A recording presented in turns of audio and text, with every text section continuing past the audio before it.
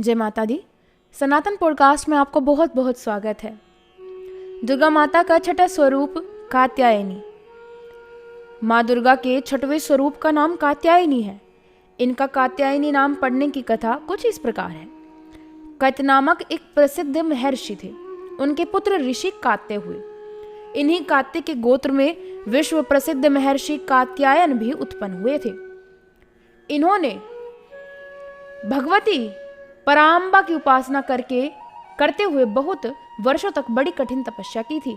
उनकी इच्छा थी कि माँ भगवती उनके घर पुत्र के रूप में जन्म ले।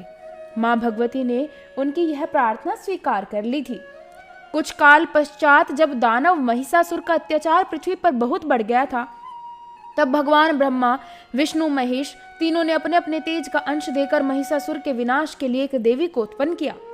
महर्षि कात्यायन ने सर्वप्रथम इनकी पूजा की। इसी कारण से यह कात्यायनी कहलाई। ऐसी भी कथा मिलती है कि ये महर्षि कात्यायन के वहां पुत्री रूप से उत्पन्न भी हुई थी। अश्विन कृष्ण चतुर्दशी को जन्म लेकर शुक्ल सप्तमी, अष्टमी तथा नवमी तक 3 दिन इन्होंने कात्यायन ऋषि की पूजा ग्रहण कर दशमी को महिषासुर का वध किया था। माँ कात्यायनी अमोघ फलदायिनी है। भगवान कृष्ण को पति रूप में पाने के लिए वज्र की गोपियों ने इन्हीं की पूजा कालिंदी यमुना के तट पर की थी। ये वज्रमंडल की अधिष्ठात्री देवी के रूप में प्रतिष्ठित है। इनका स्वरूप अत्यंत ही भव्य और दिव्य है। इनका वर्ण सोने के समान चमकीला और भास्वर है। इनकी भुजाएं 4 हैं। माता जी का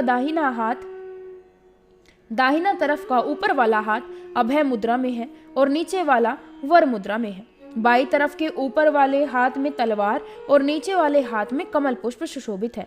इनका वाहन सिंह है। दुर्गा पूजा के 6वें दिन इनके स्वरूप की उपासना की जाती है। उस दिन साधक का मन आज्ञा चक्र में स्थित होता है। योग साधना में इस आज्ञा चक्र का अत्यंत महत्वपूर्ण स्थान है। इस चक्र में स्थित मन वाला साधक माँ कात्यायनी के चरणों में अपना सर्वस्व निवेदित कर देता है। परिपूर्ण आत्मदान करने वाले ऐसे भक्त को सहज भाव से माँ कात्यायनी के दर्शन प्राप्त हो जाते हैं। माँ कात्यायनी की भक्ति और उपासना द्वारा मनुष्य को बड़ी सरलता से अर्थ, धर्म, काम, मोक्ष 4 फलों की प्राप्ति हो जाती है। वह इस लोक में स्थित रहकर भी अलौकिक तेज और प्रभाव से युक्त हो जाता है। उसके रोग, शोक, संताप, भय आदि सर्वथा विनष्ट हो जाते हैं। जन्म जन्मांतर के पापों को विनष्ट करने के लिए माँ की उपासना से अधिक सुगम और सरल मार्ग दूसरा नहीं है। इनका उपासक निरंतर इनके सानिध्य में रहकर परम पद का अधिकारी बन जाता है। अतः हमें सर्वतोभावेन माँ के शरणागत होकर उनकी पूजा उपासना के लिए तत्पर रहना चाहिए। बोलिए कात्यायनी माता आपकी सदा ही जय हो। आप सभी को जय माता दी।